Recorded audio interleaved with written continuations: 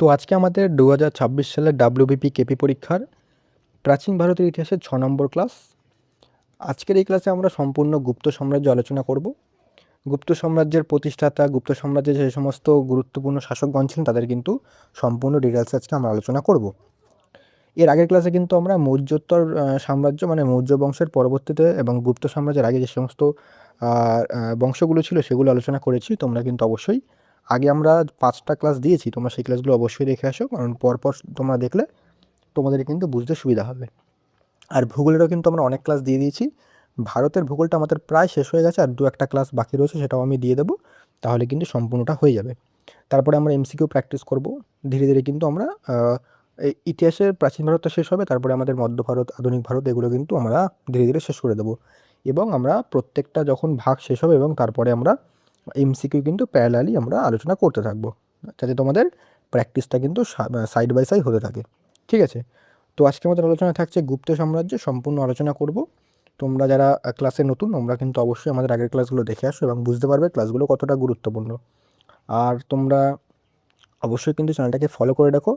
আমরা পুলিশের পরীক্ষার আগে আগে তোমাদের জিকে সম্পূর্ণ কভার করিয়ে দেবো, সম্পূর্ণ প্র্যাকটিস রিভিশন সমস্ত কিছু করিয়ে দেবো।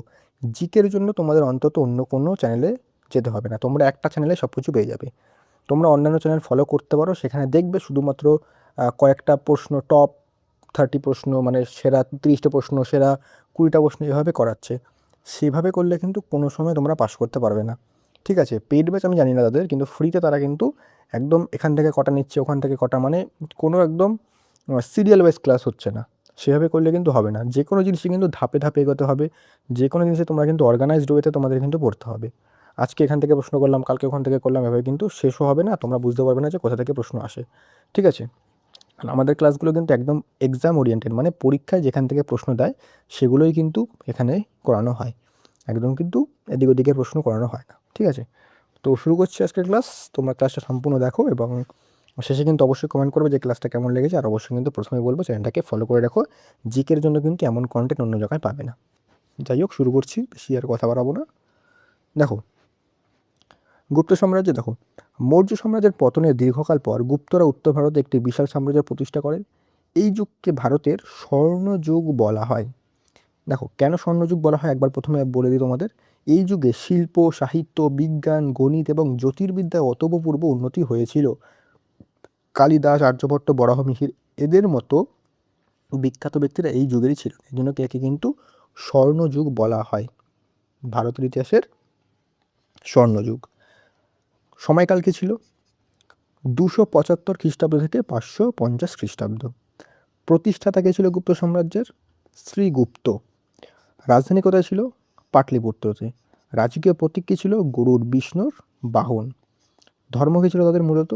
তারা মূলত হিন্দু বৈষ্ণব ধর্মের অনুসারী ছিলেন, তবে বৌদ্ধ জৈন ধর্মের প্রতিও কিন্তু সহনশীল ছিলেন তারা।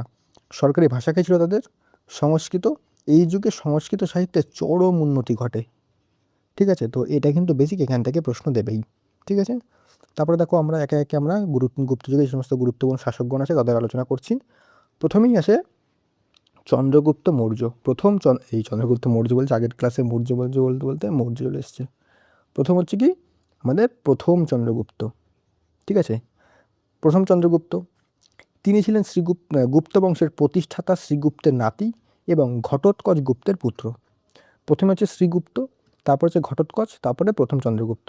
তাকে গুপ্ত সাম্রাজ্যের প্রকৃত প্রতিষ্ঠাতা বলা হয়। যদি বলে প্রকৃত প্রতিষ্ঠাতাকে, তাহলে কিন্তু হবে প্রথম চন্দ্রগুপ্ত। ঠিক আছে, সময়কাল কবে, কত? 319 খ্রিস্টাব্দ থেকে 335 খ্রিস্টাব্দ পর্যন্ত কিন্তু তিনি শাসনকাল ছিল প্রথম চন্দ্রগুপ্তের। উপাধি কী ছিল তার? প্রথম চন্দ্রগুপ্তের উপাধি কী ছিল? মহারাজাধিরাজ। এটা কিন্তু অত্যন্ত গুরুত্বপূর্ণ, এটা কিন্তু পরীক্ষায় দেয়। মহারাজাধিরাজ কার উপাধি? প্রথম চন্দ্রগুপ্তের। গুপ্তাব্দ কি? তিনি তার সিংহাসন আহরণের স্মারক হিসাবে 319 থেকে 320 খ্রিস্টাব্দে গুপ্তাব্দ নামক একটি বর্ষপঞ্জি বা ক্যালেন্ডার চালু করেন। আমরা দেখলাম শকাব্দ দেখেছিলাম কনিষ্কের, কত সেটা 78 খ্রিস্টাব্দ। ঠিক আছে, বৈবাহিক সম্পর্ক, তিনি বৈশালী শক্তিশালী লিচ্ছবি রাজবংশের রাজকন্যা কুমারী দেবীকে বিবাহ করেন। এই বিবাহের ফলে মগধের ওপর তার রাজনৈতিক প্রভাব বহুগুণ বৃদ্ধি পায়। মুদ্রা, তিনি তার এবং রানী কুমারী দেবীর ছবি সংকলিত বিশেষ স্বর্ণ মুদ্রা প্রচলন করেছিলেন। ঠিক আছে, এই মুদ্রার অন্য পিঠে লিচ্ছবি কথাটি খোদাই করা ছিল। এগুলো কিন্তু পরীক্ষায় দেবে না, যদিও এই তোমরা এইখান থেকে কিন্তু পরীক্ষায় দেয়, এখান থেকে প্রত্যেকটা পয়েন্ট দেবে, শেষের পয়েন্টে জাস্ট তোমরা একটু দেখে রাখবে। দেখো, তার সময় গুপ্ত রাজবংশ একটি ছোট রাজ্য থেকে শক্তিশালী সাম্রাজ্যে পরিণত হয় এবং মগধ, প্রয়াগ, এলাহাবাদ, সাকেত পর্যন্ত বিস্তৃত হয়। তো প্রথম চন্দ্রগুপ্ত থেকে কিন্তু এখান থেকেই প্রশ্ন দেয়, এর বাইরে কিন্তু তেমন প্রশ্ন দেয় না। ঠিক আছে, তো এগুলো কিন্তু অবশ্যই তোমরা চাইলে নোট করে নিতে পারো। তারপর চলে আসি আমরা পরবর্তী, প্রথম চন্দ্রগুপ্তের পর আসে সমুদ্রগুপ্ত। তিনি ছিলেন প্রথম চন্দ্রগুপ্ত এবং লিচ্ছুর রাজকন্যা কুমারী দেবীর পুত্র। তাকে গুপ্ত বংশের শ্রেষ্ঠ সম্রাট বলা হয়। যদি বলে গুপ্ত সাম্রাজ্যের শ্রেষ্ঠ সম্রাটকে, তাহলে হবে কিন্তু সমুদ্রগুপ্ত, এটা কিন্তু মাথায় রাখবে। সময়কাল আনুমানিক 335 খ্রিস্টাব্দ থেকে 375 খ্রিস্টাব্দ পর্যন্ত। তার উপাধিগুলো কিন্তু অত্যন্ত গুরুত্বপূর্ণ, এখান থেকে প্রশ্ন অবশ্যই দেয়। তার সবচেয়ে বিখ্যাত উপাধি কি? ভারতের নেপোলিয়ন। এটা কে দিয়েছিলেন? Vincent Smith. এছাড়া তার অন্যান্য গুরুত্বপূর্ণ উপাধি কী ছিল? কবিরাজ, অশ্বমেধ পরাক্রম, সর্বরাজা উচ্ছেদতা, মানে হচ্ছে সব রাজাদের উচ্ছেদকারী, অপ্রতিরথ, এগুলো কিন্তু তার উপাধি। এগুলো কিন্তু অবশ্যই মাথায় রাখবে, কিন্তু পরীক্ষায় দেয়। এলাহাবাদ প্রশস্তি, যদি বলে যে আমরা সমুদ্রগুপ্ত সম্পর্কে কোথা থেকে জানতে পারি, উত্তর হবে কিন্তু এলাহাবাদ প্রশস্তি থেকে। এটা রচনা করেন কি? এটা হচ্ছে হরিসেন। হরিসেন হচ্ছে সমুদ্রগুপ্তের সভাকবি। জাস্ট এটাই মাথায় রাখবে, আর কিছু মাথায় রাখতে হবে না। দেখো, আর কি তোমাদের পড়তে হবে? হ্যাঁ, রাজজয় নীতি, তিনি উত্তর ভারতের আর্যবর্ত 9 জন রাজাকে পরাজিত করেন। তারপর হচ্ছে দক্ষিণ ভারতের 12 জন রাজাকে পরাজিত করেন। এগুলো জাস্ট মনে রাখবে, আর কিছু মনে রাখতে হবে না। দেখো হয়ে গেল। হ্যাঁ, দক্ষিণ ভারতের তিনি 12 জন রাজাকে পরাজিত করলেও তাদের রাজ্য ফিরিয়ে দেন এবং কর আদায় করেন, যাকে গ্রহণ পরিগ্রহণ অনুগ্রহ নীতি বলা হয়। এটা মাথায় রাখবে। অশ্বমেধ যজ্ঞ, রাজ্য জয়ের পর তিনি বিশাল অশ্বমেধ যজ্ঞ করেছিলেন এবং এই স্মৃতিতে অশ্বমেধ টাইপ স্বর্ণমুদ্রা প্রচলন করেন। সঙ্গীত প্রেম, সমুদ্রগুপ্ত শিল্পী ও সঙ্গীতের অনুরাগী ছিলেন এবং কিছু এটা কিন্তু খুব গুরুত্বপূর্ণ একটা পয়েন্ট, কিছু স্বর্ণমুদ্রায় তাকে বীণা বাজাতে দেখা গেছে। মানে বীণার মধ্যে যে বীণা বাজাচ্ছে সেরকম কিন্তু কয়েনের মধ্যে ছবি দেখা গেছে। এটা কিন্তু অত্যন্ত গুরুত্বপূর্ণ একটা পয়েন্ট। ধর্ম জাস্ট দেখে রাখবে, এটা তো গুরুত্বপূর্ণ নয়, বাকি এগুলো কিন্তু তোমরা একটু দেখে রাখবে জাস্ট, আর কিছুই নয়। সমুদ্রগুপ্ত থেকে কিন্তু এখান থেকেই প্রশ্ন দেবে, এর বাইরে কিছু দেবে না। তারপরে আসে দ্বিতীয় চন্দ্রগুপ্ত। দেখো, পরিচয়, তিনি ছিলেন সমুদ্রগুপ্তের পুত্র এবং গুপ্ত বংশের অন্যতম শক্তিশালী সম্রাট। ইতিহাসে তিনি বিক্রমাদিত্য নামেই পরিচিত। তার উপাধি কি? বিক্রমাদিত্য। এটা কিন্তু মাথায় রাখবে। দ্বিতীয় চন্দ্রগুপ্তের উপাধি বিক্রমাদিত্য। সময়কাল 375 থেকে 415 খ্রিস্টাব্দ। উপাধি, তার উপাধি ছিল বিক্রমাদিত্য এবং এছাড়া শক রাজাদের পরাজিত করার পর তার উপাধি হয় শকারী। ঠিক আছে, তার অন্যান্য উপাধি ছিল সাহসাঙ্ক, দেবগুপ্ত, দেবরাজ। বাকি তোমরা কিন্তু দুটোই মনে রাখবে, একটা হচ্ছে শকারী, একটা হচ্ছে বিক্রমাদিত্য।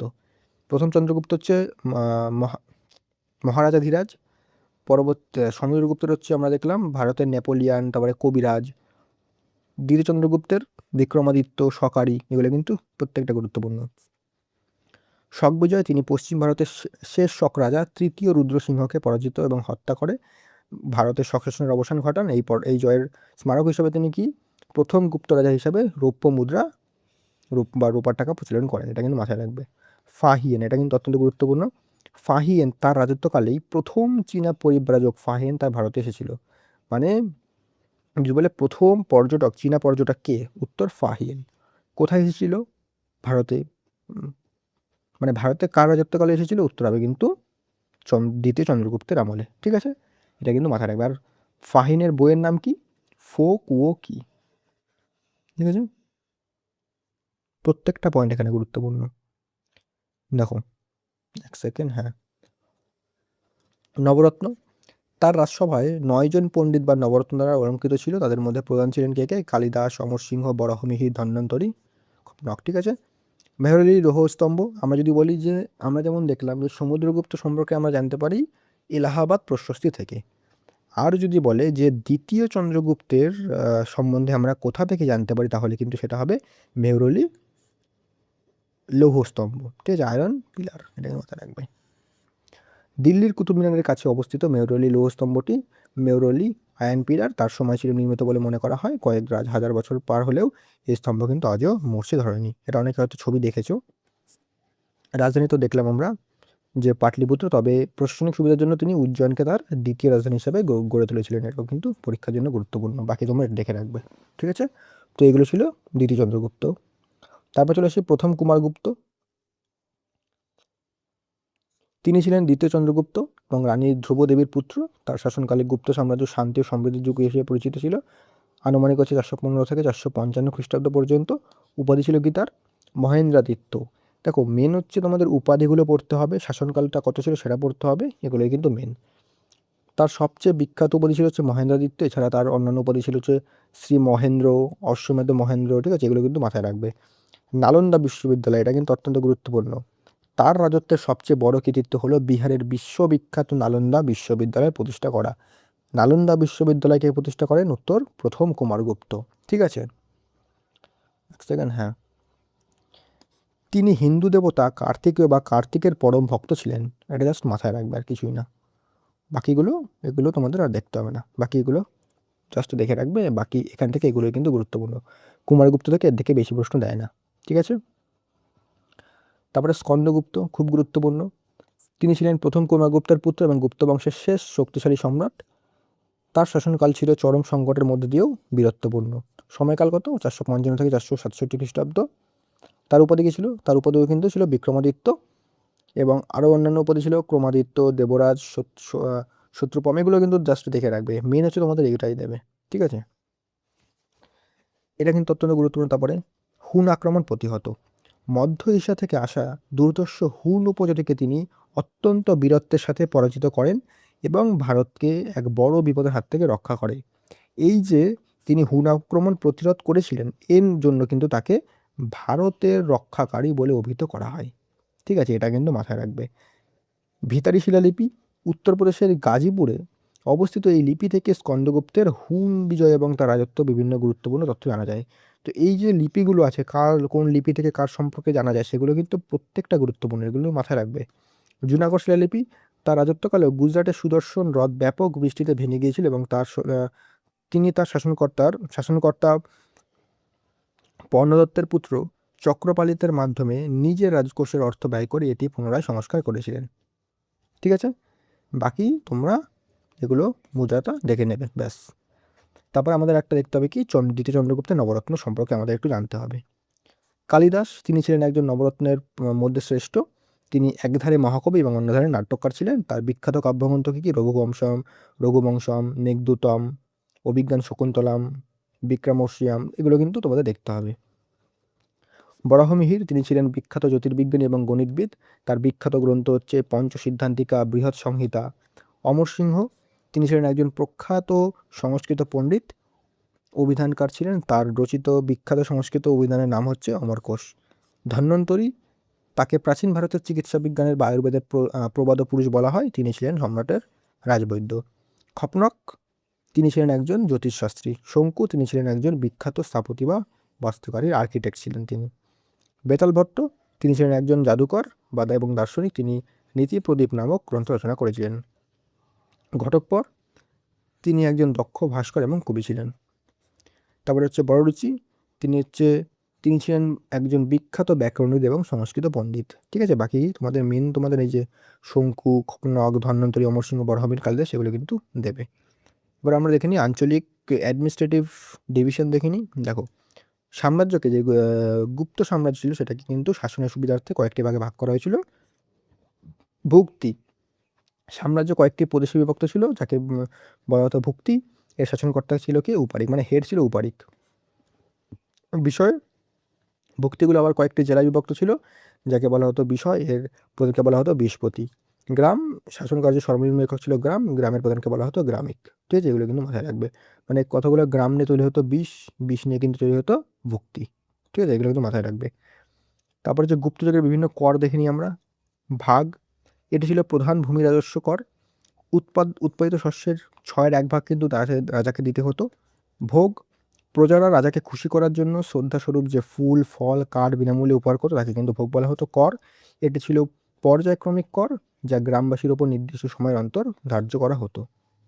বালি, এইটি বৈদিক যুগ থেকে প্রচলিত একটি প্রধান কর। গুপ্ত যুগে এটি মূলত একটি বাধ্যতামূলক ধর্মীয় কর বা উপঢৌকন হিসেবে প্রচলিত ছিল। উদিয়াঙ্গ, এটি ছিল এক ধরনের জলকর বা সেচ কাজের জন্য ধার্য কর, অনেক জায়গায় বলা হতো কি? Police tax. উপরিকর, এটি ছিল প্রজাদের ওপর ধার্য করা একটি অতিরিক্ত কর, মূলত অস্থায়ী চাষিদের ওপর এটি বলবৎ হতো।